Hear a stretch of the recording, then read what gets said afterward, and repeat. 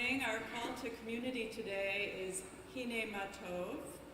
If you'd like to sing along with us, it's in your gray hymnal, and the number is 392. We're going to sing it once through in the Hebrew, and then we're going to switch over to English, and we'll add in a round, and you can join in whatever part you feel you'd like to, or you can just relax and enjoy the music.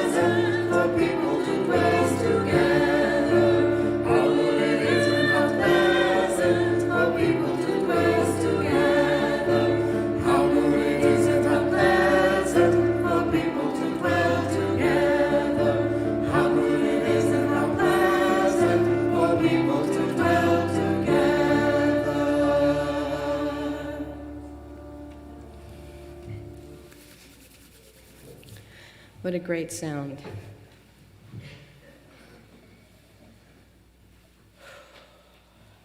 Welcome to the Westside Unitarian Universalist Congregation. I am Lisa Reitzes, and it is my great joy to be gathering with you this day, along with readers and speakers Gracie Bucklew, Simon Kanafis, and Amanda Meyer. Rainier Reunion will be providing our music along with Scott Farrell, Marco Deppa, Gracie Bucklew, and Kara Maynard. Simon Kanafis is lighting our chalice, and Simon will also be sharing our time for all ages.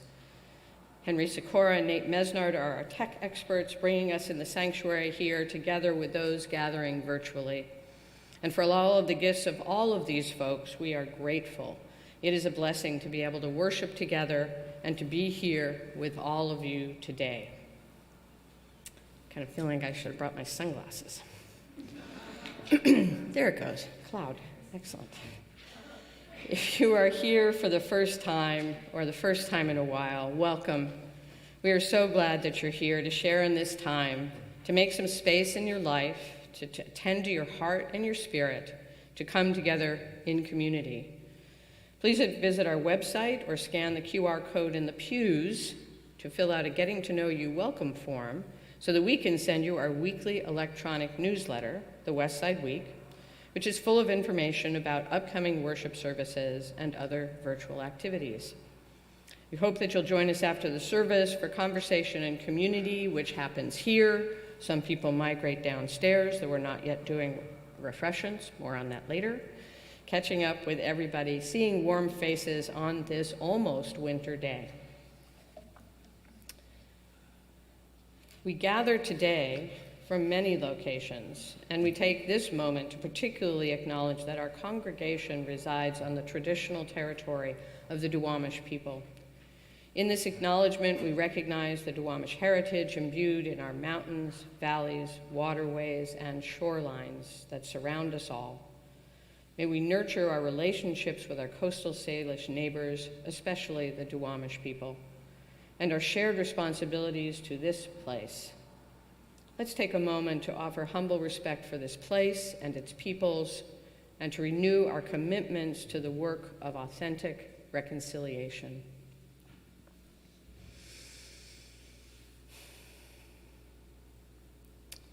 Whoever you are, wherever you have come from, whatever the color of your skin, whoever and however you love, however your body moves and your brain works, however you identify, you are welcome in this faith community.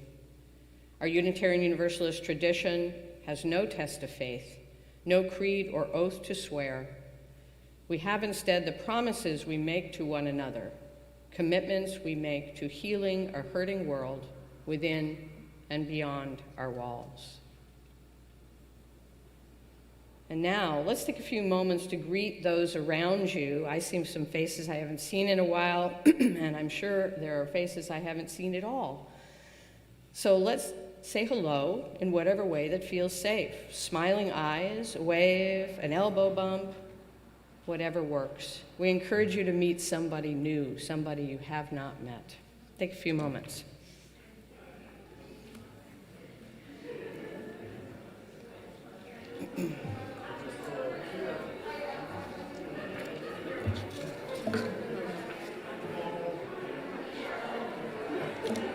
Oh, good. You've color-coded it. Yes. Perfect. Yes.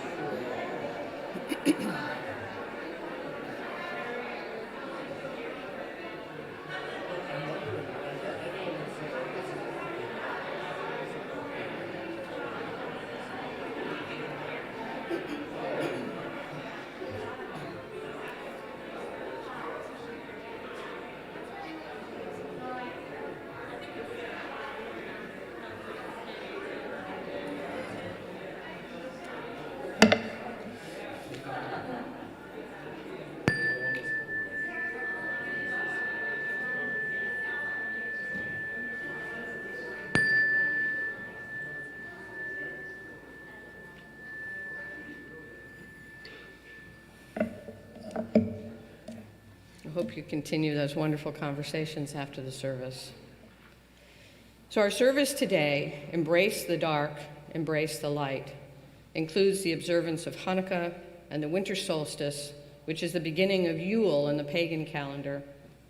We will be reminded through readings, reflections, and music that there are blessings and magic to be found in the deep stillness of the dark season here in the Northern Hemisphere, and in the renewing sparks of returning light.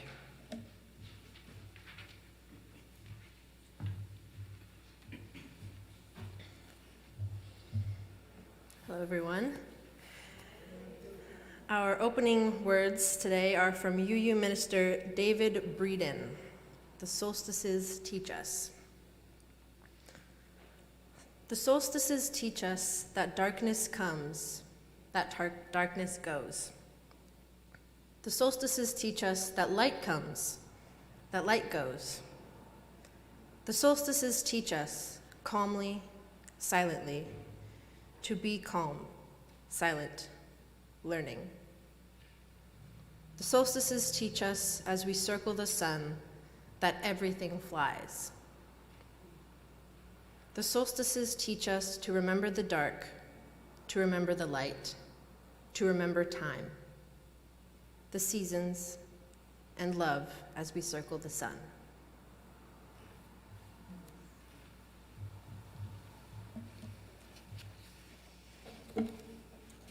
Thank you, Gracie. I'm so thrilled today for the many voices that you'll hear. In each service, we invite a member of our congregation to light the chalice of our shared Unitarian Universalist faith, which is our beacon of hope and call to action. Today, our chalice lighter is Simon Kanapfas, and we've been asking all of our chalice lighters to answer the question for us, what gives you hope? Simon?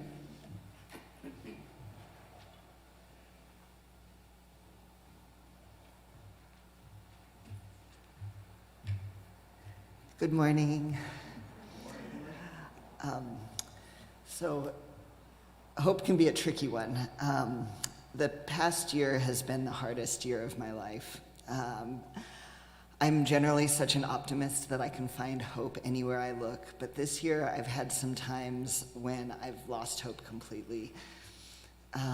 During those times, I've been held up by my friends and family.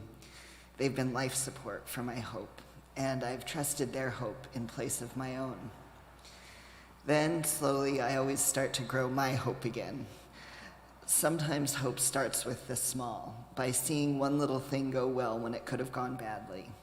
Sometimes hope starts with the very large. I taste the infinite during meditation or prayer, or I notice that the cycle of life is also a cycle of hope, because life itself is an expression of hope in the universe. Sometimes hope is matter of fact. I remember that this phase of life will not last forever. Tomorrow is a new day, and the next breath will fill my lungs. Part of my spiritual practice is to acknowledge my ancestors, and sometimes I will say, I honor my ancestors, especially those who have felt the pain of loss, or whatever feeling is coming between me and hope. My ancestors include both the people I have inherited my genes from, and also the people I have inherited my worldview and my identity from. When I honor my ancestors, I know that I am not alone, because in the multitudes who have come before me, surely some have felt what I am feeling. I like to think that acknowledging the pain of my ancestors is a way of offering them witness, and that it can offer our future generations openness and healing. I like to think that my ancestors wanted the best for me and would want for me to have hope. So I will light this chalice with the wish that we may all be blessed with the light of hope, the warmth of love from those around us and those who came before and will come after us, and the energy to keep going where hope leads us. Thank you so much, Simon. And now, as Simon lights our chalice, please join me in speaking the words of our congregation's affirmation. Love is the doctrine of this congregation. The quest for truth is our sacrament, and service is our prayer. To dwell together in peace, to seek knowledge in freedom, to serve humanity in fellowship. Thus do we covenant with one another. Thank you.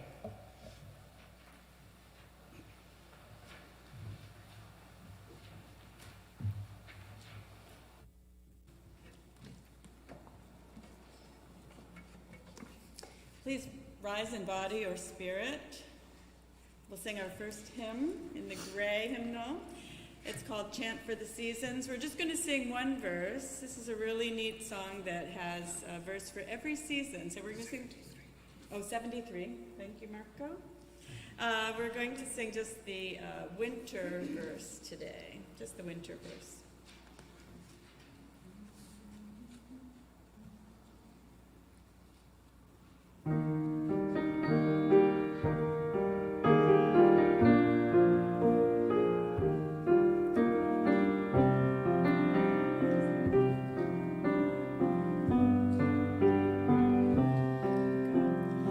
Autumn cold has turned the story, winter is upon us.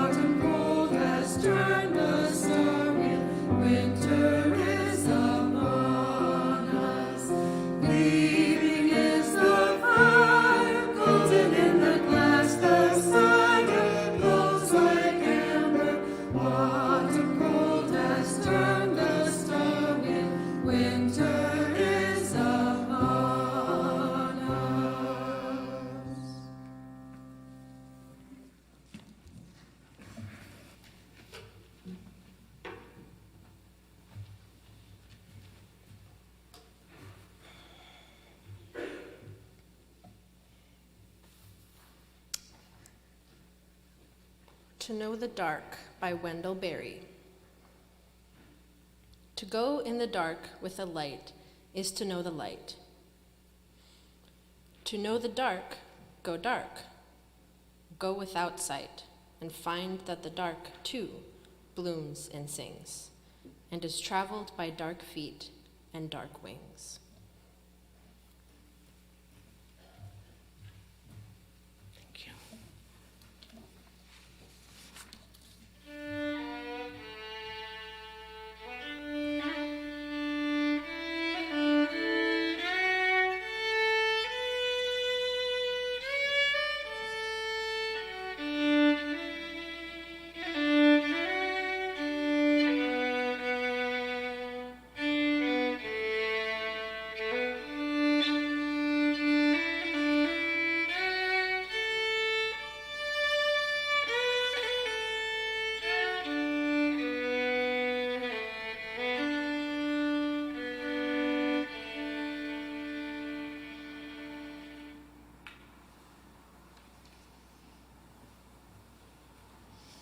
Thank you, Chris.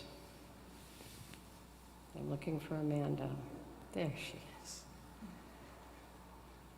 Amanda, I'm just so thrilled to say, is a member of my covenant group who confessed that winter is her favorite season, to which I said, wow, that's a minority opinion. So I invited Amanda to share with you. Thank you, Lisa. Good morning. We Seattleites really love to talk about the weather. Is it overcast where you are? Did it rain overnight? And that ever-present, I can't wait for the Seattle summer. And as soon as those temperatures hit about 72, it's a chorus of, it's too hot. And when is the rain coming back?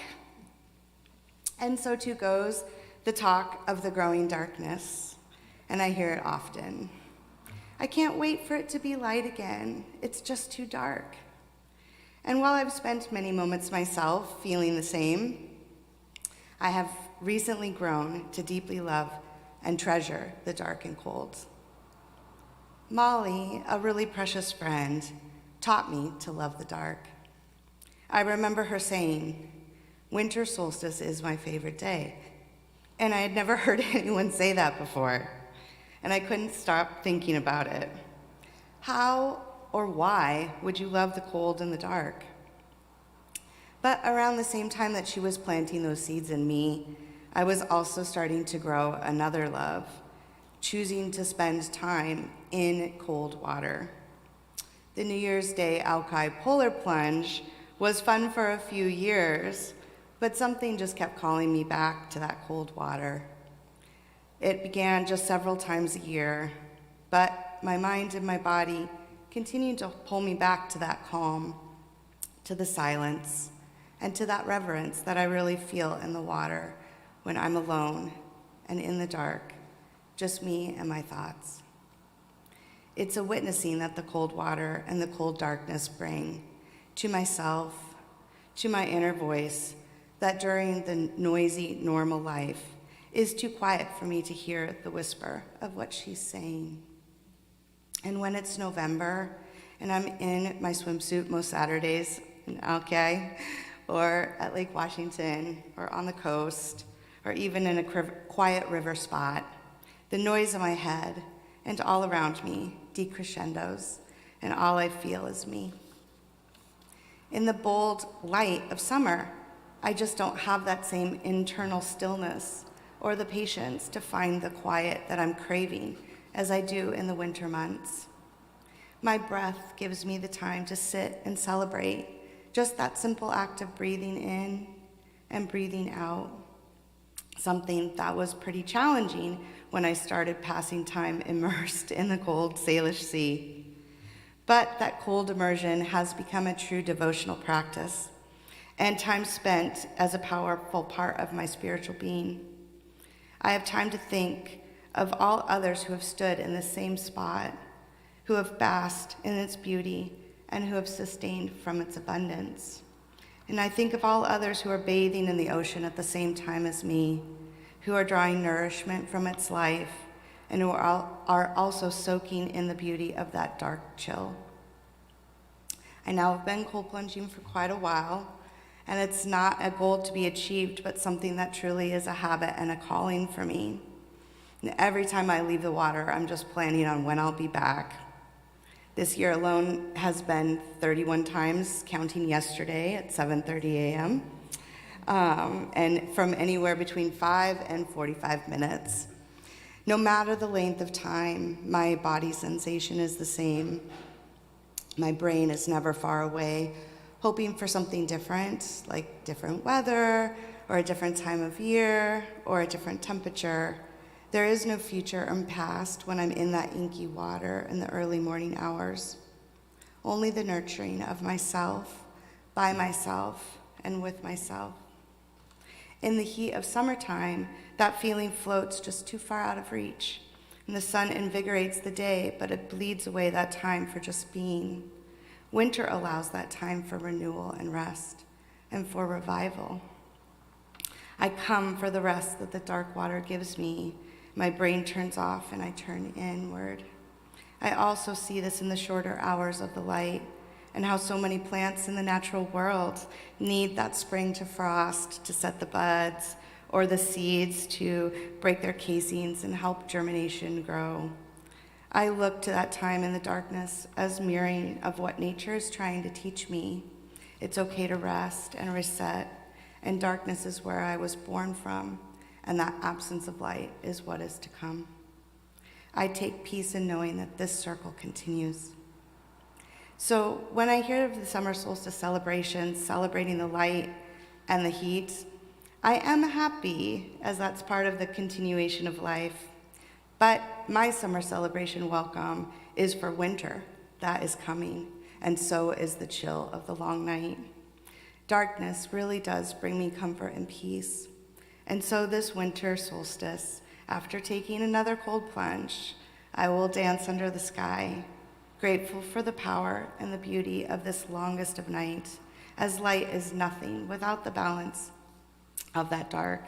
And summer needs winter to teach us that the divine lives in both.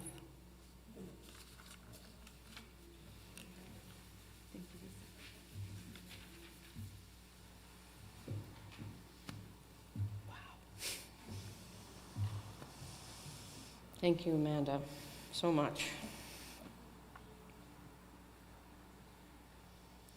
In a moment, we will engage in a collective act of generosity known as our offering, when we take time to actively support Westside Unitarian Universalist Congregation and its many ministries with our gifts by text, check, or cash. Each month, we choose a community organization to share 1/3 of our undesignated offering gifts, that is, those donations not designated as your pledge contributions. For the month of December, our community giving recipient is Mary's Place, whose motto is, "No child sleeps outside." Since 1999, Mary's Place has helped thousands of women and families move out of homelessness into stable situations. Across 5 emergency family shelters in King County, they keep families together, inside, and safe when they have no place else to go, providing resources, housing, and employment services, community, and hope.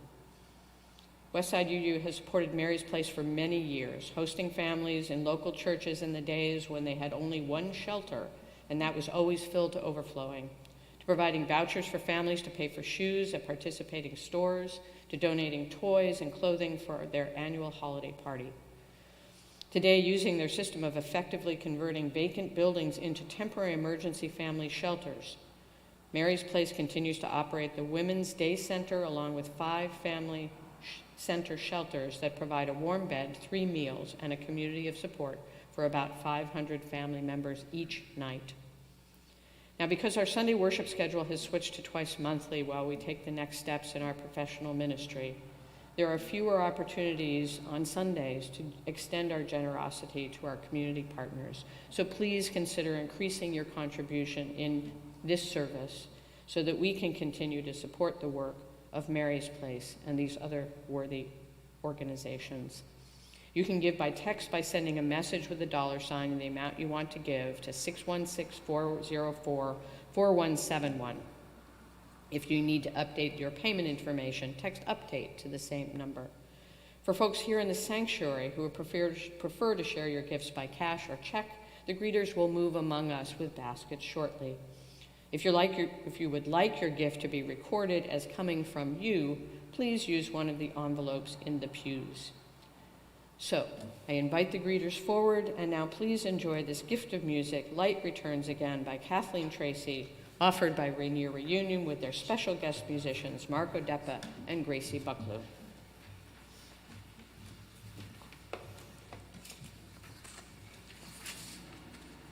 Did everybody hear that Rainier Reunion is joined by our special musical collaborators, Marco Deppa and Gracie Bucklew, and we're very happy that they were able to join us on this song, which, as Lisa said, was written by a friend of the congregation, Kathleen Tracy.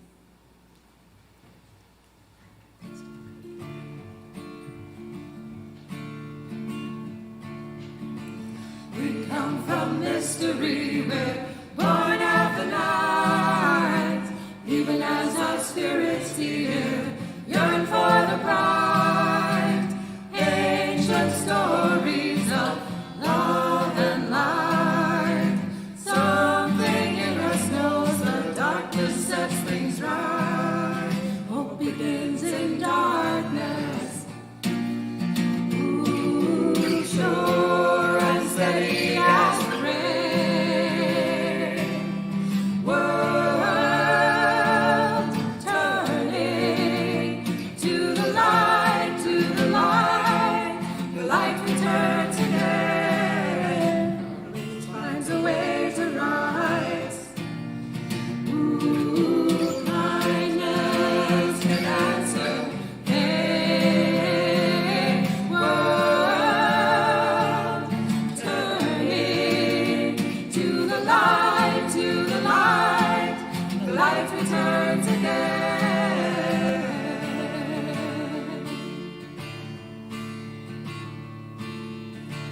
We come from mystery, we're born of the night, even as our spirits here yearn for the bright, ancient stories of love and light. Something in us knows the darkness sets things right. Hope begins in darkness. Ooh, sure and steady as the rain. World turning to the light, the light returns again. Courage finds a way to rise. Ooh, kindness can answer. Hey, world turning to the light, the light returns again. Hope begins in darkness. Ooh, sure and steady as the rain. World turning to the light, the light returns again. Courage finds a way to rise. Ooh, kindness can answer. Hey, world turning to the light, the light returns again.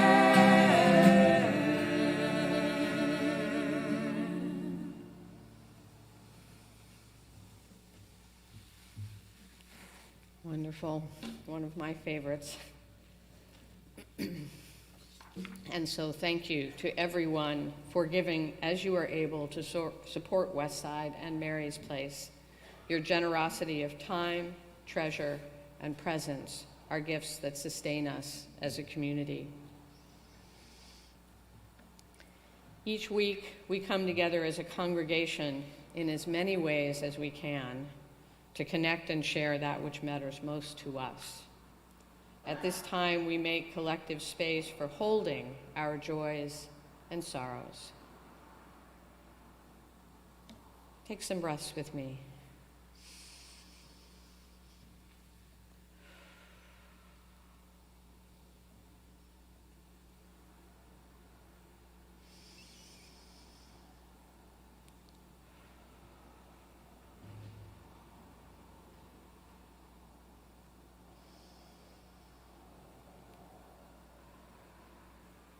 Thank you.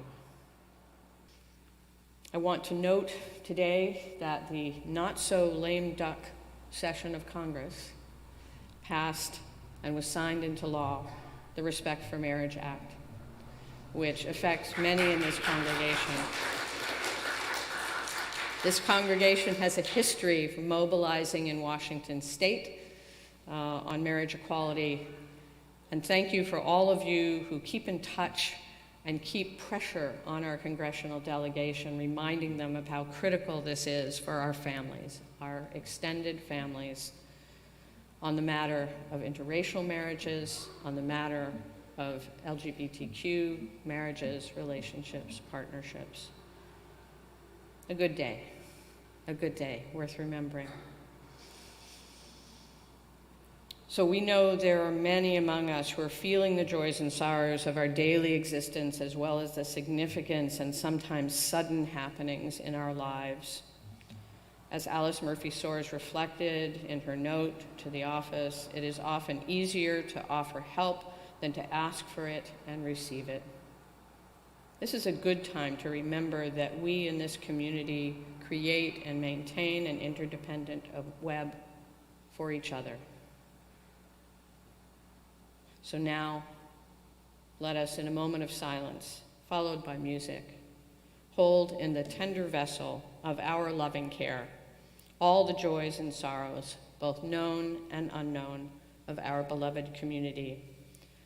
Let us also extend our compassion to lift up and honor the lives of our neighbors and our wider community.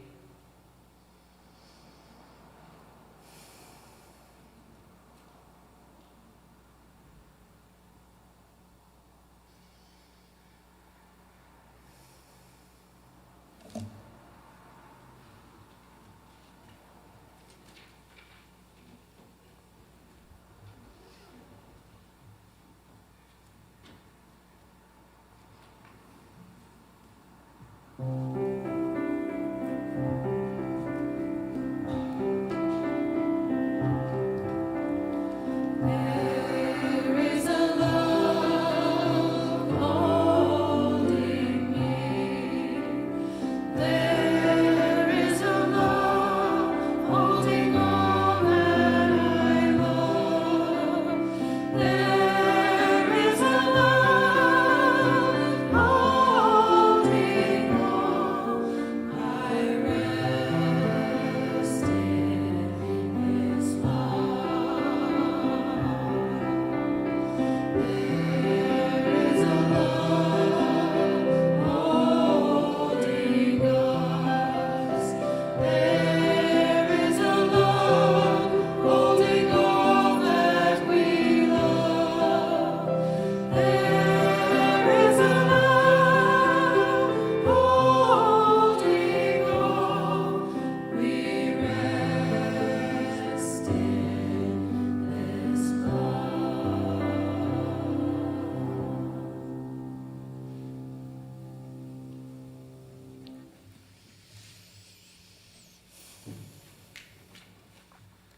For our time of meditation, please be comfortable where you sit, relaxing your body as you choose, closing your eyes if you wish. While I offer this poem, Winter Solstice, by the Reverend Rebecca Parker, who wrote the lyrics for There Is a Love.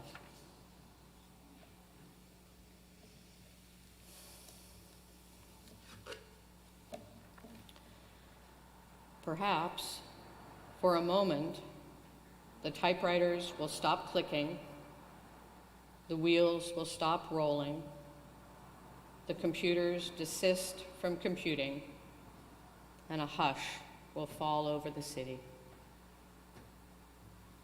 For an instant, in the stillness, the chiming of the celestial spheres will be heard as Earth hangs poised in the crystalline darkness and then gracefully tilts.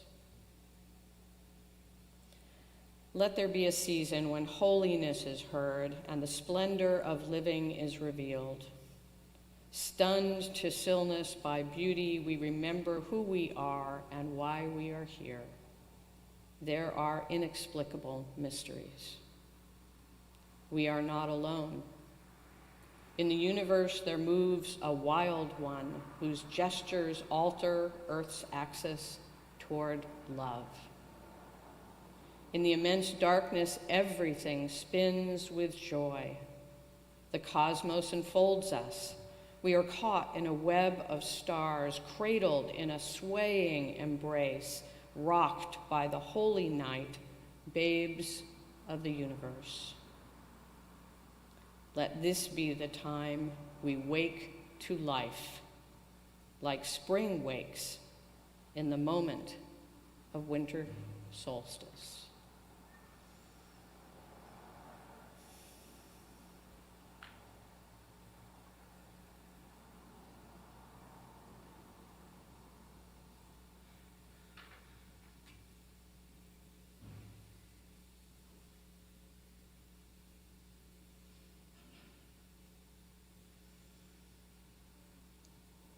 Return to where you are. Return to where you are.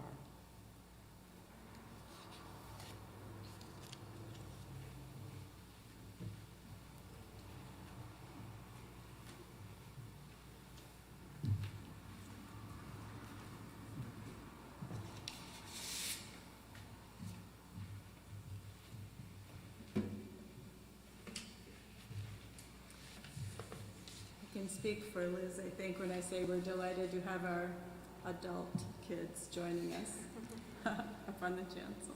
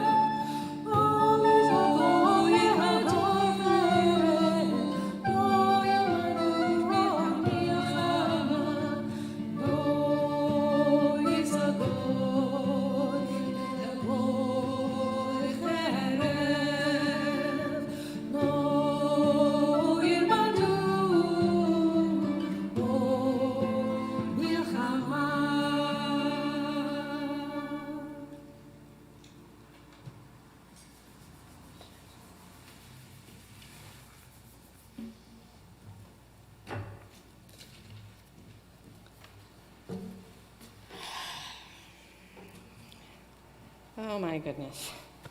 Thank you to Rainier Reunion and your extended collaborations.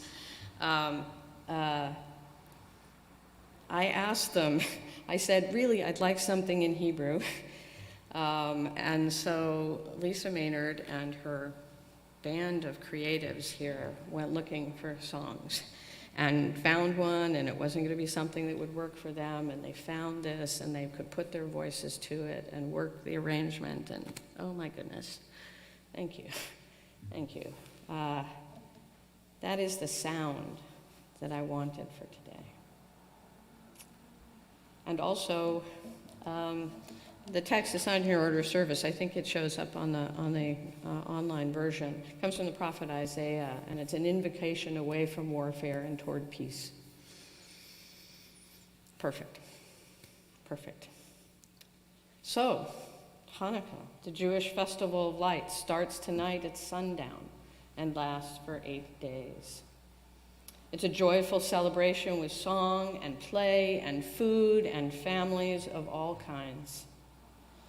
In addition to lighting candles in our home, Jill and I will, for the first time in a while, be able to share Hanukkah with our Portland family, enjoying the multitudes of latkes and borscht that my sister Robin loves to make, especially for her daughter Piper coming home from college for break. Jill and I are also going tonight to the Seattle Jewish Chorale concert, which is back live after a couple of years. It's a great way to kick off Hanukkah for our family. The Rabbi Avi Weiss says that the message of Hanukkah is to kindle the first light, to care, to be concerned, and to be uplifting to others. In the end, a little bit of light has the power to drive away the darkness. With the overlap of the week of Hanukkah with the winter solstice, I thought it would be interesting to contemplate how to be with the darkness and not drive it away, while also welcoming the light. In Latin, solstice means sun standing still, a cosmic pause followed by the slow, incremental return, 1 minute at a time, of solar motion and daylight. Remembering the David Breeden poem, the solstices teach us that darkness comes, that darkness goes. The solstices teach us that light comes, that light goes. So the bonfires of the Yule season, kicking off on the 21st, are beacons. They were for the ancients, beacons urging the sun to return. Yule is really a time of both apprehension and anticipation, experienced in the stillness of the dark, the very thing that the child in our story learned. Apprehension, but also anticipation. Albert Schweitzer wrote, it's in our hymnal, 447, I think. He wrote, "At times our own light goes out and is rekindled by a spark from another person. Each of us has cause to think with deep gratitude of those who have lighted the flame within us." So that quote has always reminded me of the Hanukkah menorah, with the center candle lighting the rest throughout the week. The menorah on our chalice table has all of the candles showing, and that is one way to set it up each day, every day of the week. All candles showing, light 1, then light 2, etc. But there's another way, endorsed by a different rabbi, which is to show only the candle to be lit each night and then replenish the menorah. So the old Jewish joke is that if you have a deserted island with 2 Jews on it, there will be 3 synagogues. I don't know, it sounds a little familiar. And for me, the overlay of my secular Judaism and my Unitarian Universalism has always been very, very strong. So I especially appreciate the perspectives of the Society for Humanistic Judaism regarding Hanukkah, which focus less on stories of divine miracles and righteous warfare and more on the ethics and joys of community. So they have published, in a couple of different ways, meanings for the 8 candles, the 9 candles of the menorah. And these are meanings that I can embrace and resonate so strongly with my UU values and identity. So, first of all, the shamash, the center candle, is the helper, which lights the other lights, in essence, helping others to kindle their lights. The first candle, and we're moving from right to left, my right, your left. First candle, sometimes talked about as the candle of reason, the ability to discern right from wrong, but also as a call to our obligation to nurture and sustain our environment that generates the great dark and the great light. The second candle, self-esteem, belief in ourselves and our ability to create our own life so that we may be of service to others and to share out that light and that hope. And so number 3 as well, courage and strength in the face of adversity. The darkness is real, cold is real, deprivation is real. Assaults, physical and emotional and psychological, are real in this world. So, individually and especially in community, courage and strength to keep shining that light out, that light of hope, that light of empowerment for ourselves, but also for those on behalf of those in need. The fourth candle, justice, fairness, charity, giving. Really, the taking responsibility for our place in the world. If not us, then who? If not us, then who? The fifth candle, the light of learning. That strong conviction in Judaism and in Unitarian Universalism that the search for wisdom is what makes the tree of life and what nurtures it. And the curiosity and the inquiry strengthens that tree of life for all. The sixth light, loyalty. You might think of it as well as covenant, as commitment, essentially keeping our promises to each other.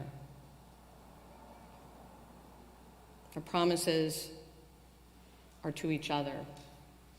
In the humanistic framework, not to the divine, not for me at least, it is to each other. To remedy, to heal, to mend, keeping our promises. The seventh, the light of generosity. And there's a really important phrase here in the piece that I read, because it says generosity, giving even when we do not receive. Giving because it must be done, because there are needs that we can help fill. Opening our hearts. And number 8, the light of hope, peace, and understanding. The light of creating and enacting a vision of a better world. And doing that vision in community, gathering together, gathering together.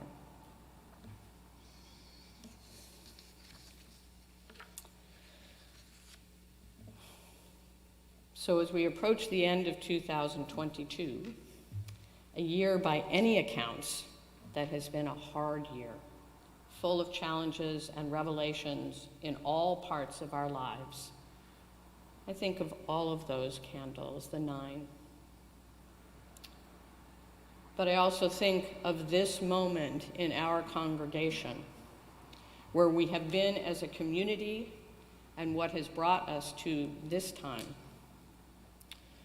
Hanukkah means dedication, particularly dedication in the face of upheaval, loss, perceived and real scarcity, and too many pressing concerns. So today I think of the dedication of our small professional staff that have stretched and stretched, have maintained the framework of support for us, and kept faithful with the needs of our community. I think today of the teams of volunteers carrying the program life of this church week by week, and those who have engaged in the rededication work of putting things back together, among other things, continuing to welcome new members to our congregation. I think of all of you who have reached out to each other in groups or clusters or singly one-to-one to care for each other and bolster each other's connection to this place of shared convictions and sacred journeys. I think of all who are in so many ways living out UU values in service to our wider community. It has not been an easy time, as we have all carried the stresses of this complex world and our experiences of this complex world into our community life. But it has also been a time full of richness, creating spaces for deep reflection and quiet, making lots of joyful noises, watching our kids grow and navigate, learning all over again how to be present to each other in person, putting our collective energies into caring for our buildings and grounds.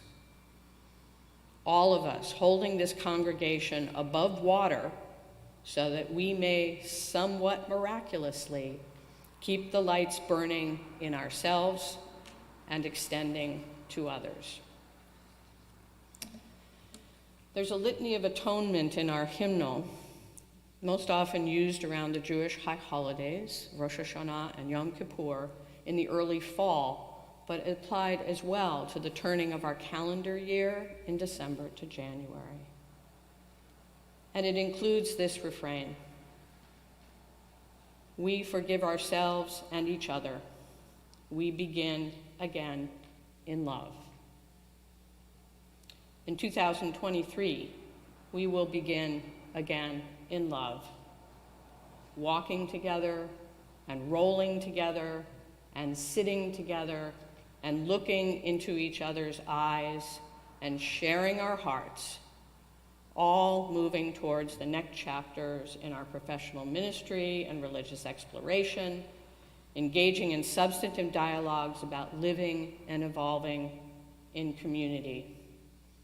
I think again of Hine Matov that we began with. How good it is and how pleasant for people to dwell together. Many of you will gather for Christmas Eve on the 24th, but if I don't see you then, because we're going to be in Portland, the next time we'll gather, first time in 2023, would be January 8th, a wonderful service under the umbrella auspices and care of the Racial Justice Care Team. So until then, I say to you, good Yule, Happy Hanukkah, Merry Christmas, Happy Kwanzaa, Happy New Year, Happy Feast of Epiphany. It is so good to be together.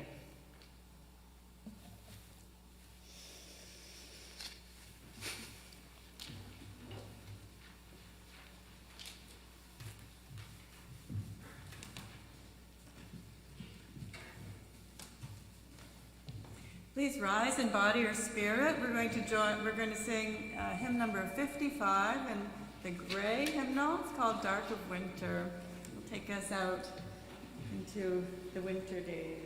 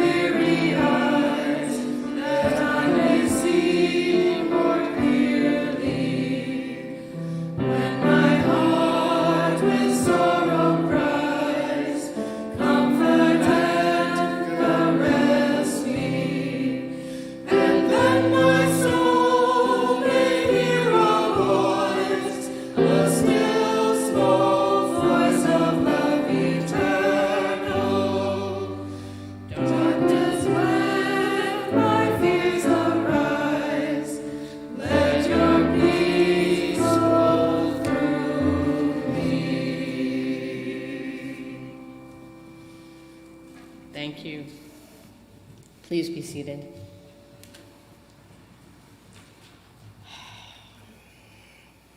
This has been very moving for me today. I'm so glad to have shared this with you. Deep thanks to everyone who participated in this service, our musicians, Lisa Maynard, Liz Bucklew, and Chris McEwen of Rainier Reunion, along with Scott Farrell, Marco Deppa, Gracie Bucklew, and Kira Maynard, for all the wonderful music. Simon Kanafas and Gracie Bucklew for their readings, and Amanda Meyer for her inspiring reflection. I'm not getting in that water. I'll row on that water. I'm not getting in that water. Thanks to Nate and Henry, as always, our tech guys, and to Ellen Wanless for the exquisite flower arrangement. It is a pleasure and blessing to do this sacred work together. Our closing words are adapted from a poem by the Reverend Victoria Stafford. In this season of darkness and light, we look for moments of magic. And here's the blessing. We already possess all the gifts we need. We've already received our presents: ears to hear music, eyes to behold lights, hands to build true peace on earth, and to hold each other tight in love. So as Simon releases our flame,